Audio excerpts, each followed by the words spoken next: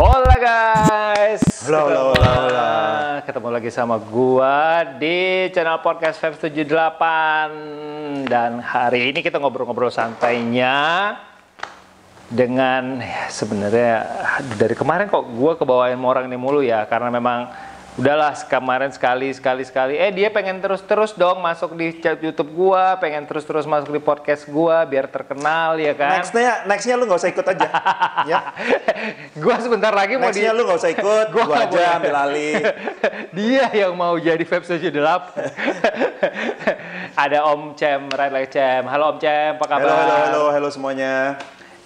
Ketemu lagi ya kita ya setelah episode yang lalu mengenai Superbike Classic di YouTube yang kita bahas, terus RC30 waktu itu sempat kita omongin, terus kasus viral minggu lalu soal moge-moge yang kabur waktu di stopin polisi. Nah kali ini tuh gue pengen ngajak Cem untuk ngobrolin karena dia adalah salah satu suhunya motor-motor tua, ya kan? Tangkap ya kata-kata gue ya, tua. Klasik. Jadi kita kali ini coba khusus ngebahas motor-motor klasik dan gimana sih sekarang motor klasik itu perannya di dunia permotoran Indonesia dan seberapa susah untuk nyari dan seberapa besar opportunity untuk menghidupkan kembali motor-motor klasik ini sebagai motor-motor yang bisa dikenang dan sekaligus bahan investasi ke depannya gitu ya. Karena sebenarnya di podcast di channel YouTube sempat gue bahas waktu itu, dan seperti kita bahas bahwa ada unsur nostalgia, ada unsur investment, tapi kali ini kita ngebahas tuh kayak gimana cara huntingnya, lu kok bisa nemu aja sih, terus susah nggak sih, repot nggak sih ngerawatnya atau ngerestorasinya, susah nggak sih, terus kemana biasanya lo nge-restore motornya, terus ada tempat-tempat khusus nggak? Mungkin lebih banyak ke arah situ omongannya, jadi lebih ngebahas hal-hal yang memang cukup detail lah kali ini. Ya Cem ya? Siap. Mari kita kupas tuntas. Kupas tuntas bersama Right Like Cem. Nah, Oke, Cem. Follow. Tolong ya di follow guys ya, kasihan banget, kasihan. Yang ini tolong di foto. Lu berapa sih udah followers lu? 50.000 ya. Oh 50.000. Kurangin 49.000. Enggak. Kurang nolnya. Ya tolong di follow teman-teman biar dia sampai 10.000 dia bisa 2 swipe up gitu loh. Saya mau ada yang centang-centangnya itu loh. Centang nanti dulu, saya aja belum punya kan. Gaya-gayaan. Dia mau bisa yang swipe up. Mbak itu dijual akunnya. Nah, menurut lo gimana sih cara hunting motor sports bike klasik? Kita khusus ngomongin sports bike klasik ya, kita nggak ngomongin yang vintage yang lain, yang custom atau motor-motor lawas kayak Harley, BMW, GSR 25 yang kayak gitu-gitu yang jangan lama-lama nggak. Kita khusus kayak ngebahas tuh lah, kayak yang minggu lalu kita bahas lah sebelumnya, terus RC30, sport bike klasik lah, Kawasaki ZX7, Gixxer 750 gitu, CBR 400, CBR 2,5 4 silinder kayak gitu-gitu loh Cem. Oke, sip.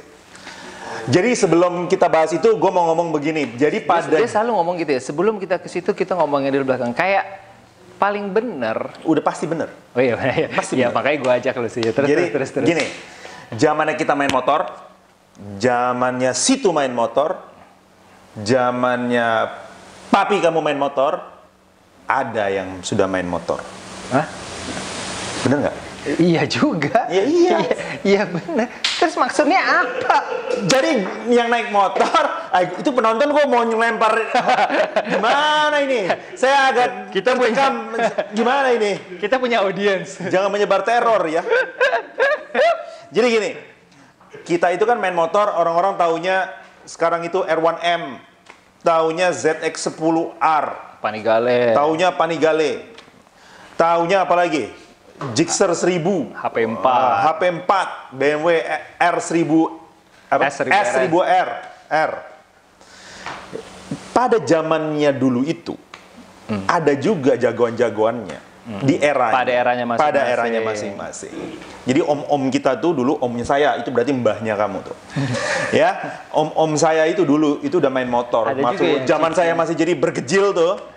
Saya Begijil kan kayak nama judul ini kayak bekakas gitu, oh, begijil. iya, bekakas. Saya jadi artis bekakas. Oke. Tolong followers bekakas, tolong follow dia. Jadi itu udah ada gitu. Udah pada saat itu idola-idola sport bike itu memang sudah ada di zamannya.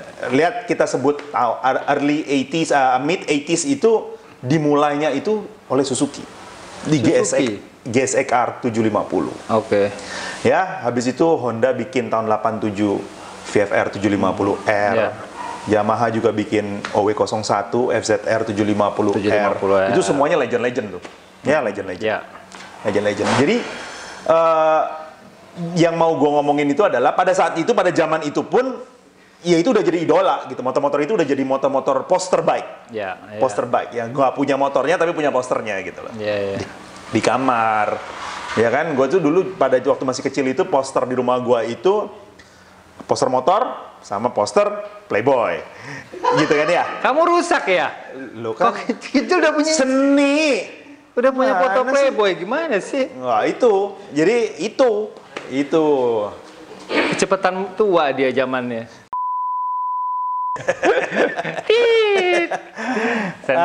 Jadi terus begitu. Jadi kalau lu bilang gimana huntingnya motor-motor itu? Nah, jadi kita harus tadi itu kebalik situ dulu. Jadi kita harus tahu dulu nih, pada zaman itu hero-nya itu siapa? Motor yang mana? Gitu. Karena kalau sekedar tua, sekedar klasik banyak gitu. Tapi kan dari kumpulan motor-motor tua itu mana nih legend-legendnya yang mana? Lu harus tahu. Karena legend-legend ini yang punya nilai. Betul, yang punya nilai itu adalah motor-motor yang legend ini. Orang yang diidolakan pada saat itu. Yang punya value untuk investment. Value itu juga bisa dilihat dari berbagai pertimbangan. Value itu dari segi pada saat itu motor itu legend itu kenapa? Legend karena penjualannya. Karena juara balapan. Karena juara balapan, karena penjualannya, karena breakthrough teknologi. Iya kan, kayak karena apa? Dulu ada yang nanya gue tuh, Marlin nanya sama gue kemarin, bener nggak sih Suzuki GSX-R awal seri pertama itu adalah motor yang pakai oil cooled pertama? Nah, itu kan salah satu poin gitu ya. Iya betul. Makanya dibilang pakai teknologi Iya, Suzuki Advanced Cooling System ya, itu oil cooled. Jadi Suzuki misalnya Suzuki itu pada saat itu teknologi itu dipakai sampai ke generasi ketiga GSX-R sampai tahun 95. Kayak misalnya. Suzuki nemuin S-Rat lah. Ya, S-Rat itu adalah kan sistem Suzuki Ram Air Direct Suzuki Ram Air Direct. Itu di Suzuki. Jadi ada beberapa, jadi waktu itu time itu dibagi-bagi gitu. Di tahun 80-an, pertengahan 80-an dimulainya Superbike. Di early 90s. Nah, nanti di mid 90s sama di late 90s. Ya, late 90s. Kalau udah di 2000 udah modern ya, udah lebih modern ya. Jadi modern. Kita nggak usah bahas. Itu nggak sports bike klasik. Jadi di fase pertama di mid 80s sampai tahun 90-an itu apa aja sih legendnya? Gitu lah. Nah, balik lagi gimana cari motor-motor itu? Ada beberapa orang-orang atau om-om kita dulu itu udah passionate, mereka import itu motor ke sini. Either dulu buat balap di Ancol, zaman di Ancol, either buat koleksi pribadi. Karena motor-motor itu pada zamannya nggak murah memang. Yang legend-legend itu memang awalnya nggak murah. Ada motornya di Indonesia gitu loh. Gue tuh nggak pernah pengen, tapi karena susah ya, gue nggak pernah prioritasin untuk cari motor di luar negeri. Ya, cari yang lokal. Cari yang ada di sini. Karena gue percaya masih ada orang-orang yang simpen. Ya, terbukti lo menemukan RC30 itu ada contohnya VFR 750. Ya, out of nowhere tiba-tiba ada gitu ya, diambil gitu ya. Dan ini adalah bagian dari sejarah yang gue mau coba untuk anak-anak muda nih tahu gitu loh. Lu tuh teknologi lu itu sekarang motor sekarang yang enak itu awalnya dari mana sih?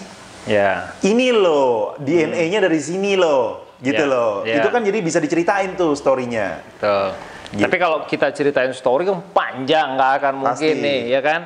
Tapi tanpa ya kayak sekarang ada komunitas All Genesis katanya. Yang gue dengar lu katanya di kick dari All Genesis itu. Loh, kan katanya, ya kan? Gue juga nggak tahu ceritanya. Kan gue dengarnya katanya, oh si Cem yang di kick dari All Genesis katanya. Wah, Bukan. Itu nggak benar. Oh, itu nggak benar. Lo nggak keluar dari situ. Gue keluar dari situ, tapi lo keluar dengan sukarela. Iya. Ini kan kayak ini klarifikasi nih, ini klarifikasi. Nah, jadi All Genesis itu kan intinya anak-anak banyak yang masih muda, tapi passion juga dengan sports bike klasik, ya kan? Mungkin dari keinginan untuk memiliki sharing bareng, akhirnya terciptalah itu grup mungkin ya kan. Tapi itu kan sebagai salah satu contoh bahwa generasi now pun sebenarnya pengen punya gitu, pengen mengetahui lebih dalam dan lebih jauh tentang sports bike klasik itu gitu. Nah, sekarang kan nggak susah juga. Maksudnya gampang untuk cari informasinya mungkin melalui media ya kan, mengenai medsos lah, dari internet segala macam. Tapi kan untuk memilikinya kan juga nggak mudah karena mungkin barang-barang ini juga disimpan sama kolektor-kolektor ya kan, yang harganya juga mungkin gelap salah satunya ya kan. Terus kemudian mungkin juga waktu zaman itu masuk mungkin papernya masih belum jelas, ya kan? Pada saat itu ya? Ya pada saat itu. Nah itu memang salah satu kekurangan motor-motor sports bike klasik itu rata-rata hampir susah mendapatkan yang benar-benar proper suratnya pada waktu itu, gitu. Jadi banyak yang kawinan, banyak yang nggak ada. Tapi ya tetap. Yang paling benar ya pemutihan. Iya banyak yang waktu itu sempat zaman dulu ada pemutihan kan, gitu. Nah tapi mungkin jumlahnya nggak banyak ya, gitu. Terus apa sih tips-tipsnya buat anak-anak sekarang kalau misalkan mau selain belajar histori tentang sports bike klasik gitu ya, karena selain punya value untuk investment, ini kan juga sebenarnya motor yang masih bisa dinikmatin dipakai gitu, punya daya wow tersendiri di mata orang-orang gitu. Ketika lo pakai satu brand yang orang jarang lihat kan pasti wow lu punya ya itu motor gitu, kayak gitu loh. Gue rasa begini Feb, dari mobil sampai motor gue rasa konsepnya sama aja. Ya betul. Sesuatu yang indah itu adalah apabila motor itu sudah berumur tapi masih cakep banget. Terawat original, masih bagus banget. Jelas. Itu orang pasti respect. Ya, karena konsepnya kalau motor tua itu lebih cenderung lebih untuk ke original dibanding yang udah dimodifikasi. Kalau dimodifikasi dihakimi masa, Feb. Ya, nggak boleh. Mungkin kalau motor modern sih nggak ada masalah, ya. Betul. Ya. Tapi kalau motor klasik, kita lebih cenderung konsepnya itu adalah back to the original, as much as possible partnya semuanya. Justru ada part racingnya ngurangin value-nya. Justru kebalikan. Oke. Jadi gua lihatnya begini, motor atau mobil kalau udah basicnya itu adalah kalau dia rapi, original, kinclong, udah pasti orang pay respect. Ya. Apalagi lu punya motor yang legend dengan kondisi yang pristine gitu ya. Udah pasti itu akan lebih di respect sama orang. Itu udah pasti. Nah, ada dua macam orang itu kenapa motor-motor itu bisa sampai di sini. Pertama adalah memang yang legend-legend itu memang orang-orang itu import khusus untuk dikoleksi. Pada saat itu. Gelombang kedua yang gue bilang adalah motor-motor itu adalah ex-Jepang, ex-Hong Kong, ex-Singapura, ex-Malaysia. Iya, ex-Malaysia yang sudah mau di-scrap. Oh iya. Yang mau di-scrap, akhirnya motornya dilempar ke sini. Diekspor pakai jalur gelap, jalur tikus, akhirnya masuklah ke sini. Indonesia, betul. Ya, itu dua hal yang sangat berbeda. Kenapa berbeda? Karena yang keduanya itu adalah yang pakai jalur 2 itu tadi adalah motor-motornya adalah motor-motor yang workhouse, biasanya workhorse yang dipakai tiap hari, yang kondisinya mungkin sudah kurang oke, bukan motor koleksi, motor kurang segar ya. Anak-anak muda itu kalau saran gua adalah itu kenapa berisik banget ya? Audien. Hah? Oh, apa saya yang mau ngomong di sini?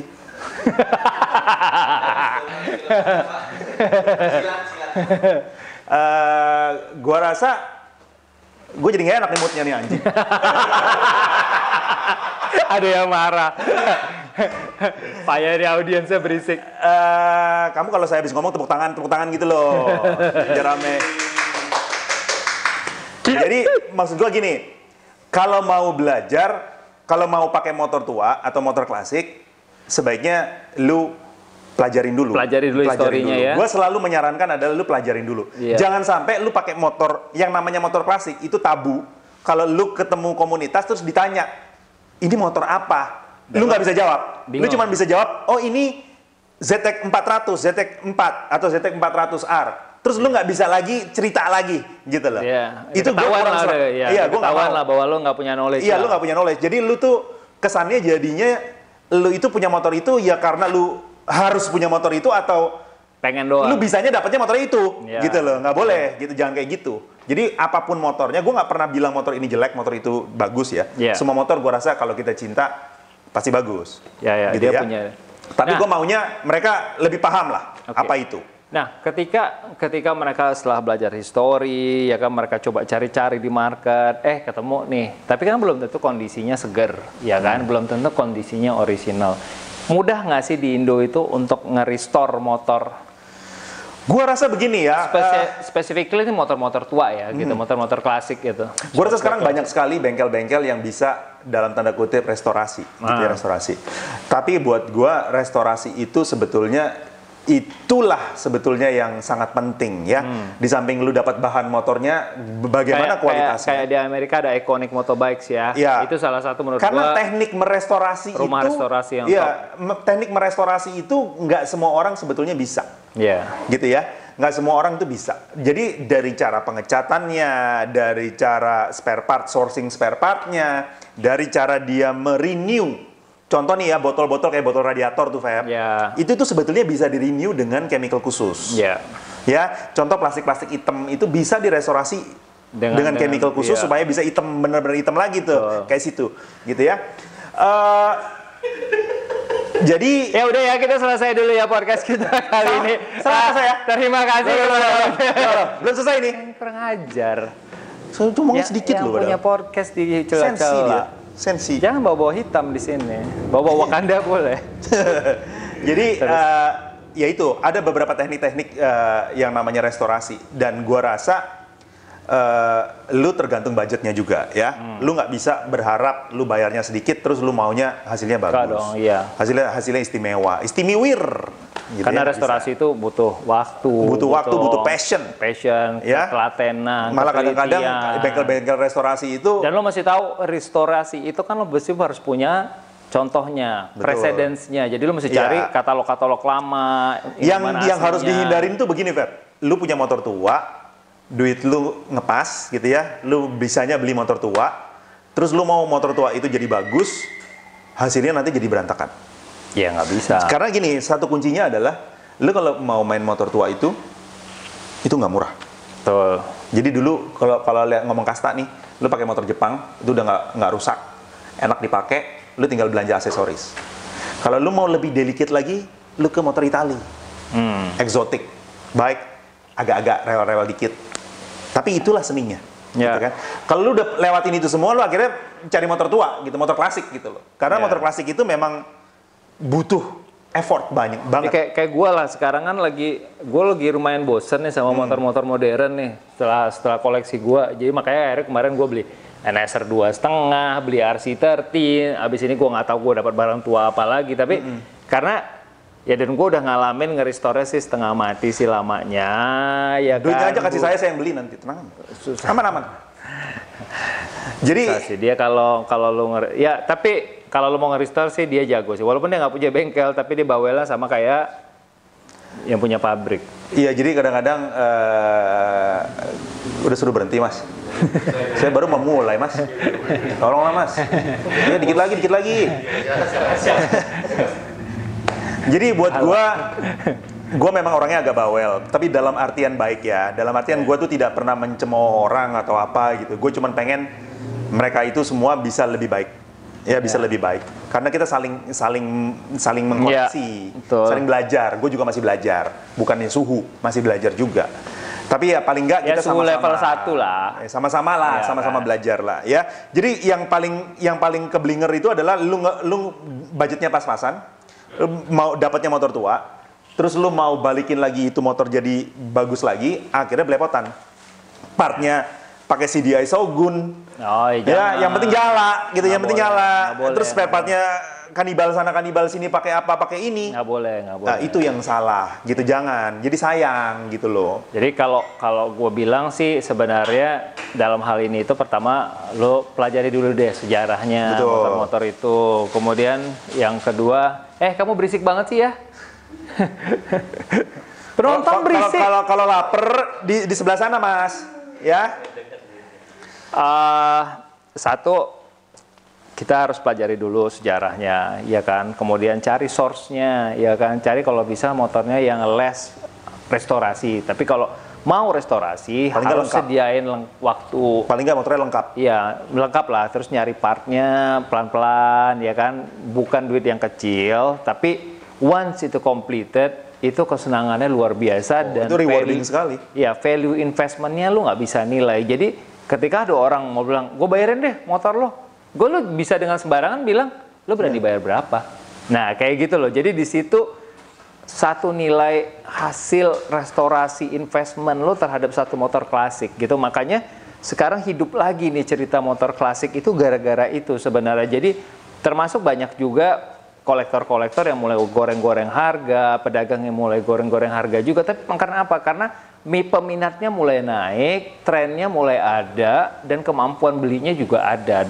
Dan ini juga lagi digandrungi juga dengan generasi-generasi sekarang. Jadi bukan cuma generasi masa lalu yang pengen nostalgia, enggak. Tetapi generasi sekarang yang pengen tahu dan pengen hits dengan cara yang berbeda. Itu yang gue bilang sih. Gitu. So, itu aja sih ujangan dari gua dan dari Om Cem. Jangan lupa lo follow lagi dia, kan kasihan dia masih dikit followersnya. Sebenarnya saya kalau ngomong 1 jam belum selesai.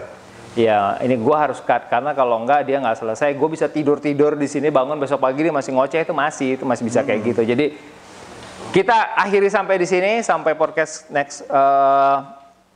Ini podcast kita kedua, nanti di season kedua ini. Nanti kalau banyak pertanyaan nanti kita ngomong lagi. Iya, nanti kasih aja apa bahan yang kira-kira lu mau Om Cem bahas lagi dengan gua. Jangan banyak-banyak karena gue juga nggak berharap dia ada sering-sering di podcast gua, ya. Jadi mungkin cuma sekali aja mungkin dalam 10 tahun. Aduh, ya kan? amplop mana amplop? Kan boros, gua harus kasih dia makan, kasih dia minum, rugi, ya kan nggak ada gunanya. Jadi itu aja guys, kasih komen semua di YouTube gua ini, nanti di channel YouTube-nya. Thank you for listening and supporting kita punya podcast channel Feb 78. Oke. Sampai ketemu di next episode. Sampai Kita ketemu. akan bahas Oh hal-hal iya, lain. selamat beribadah puasa. Selamat menaikkan ibadah puasa ya. Ciao ciao guys.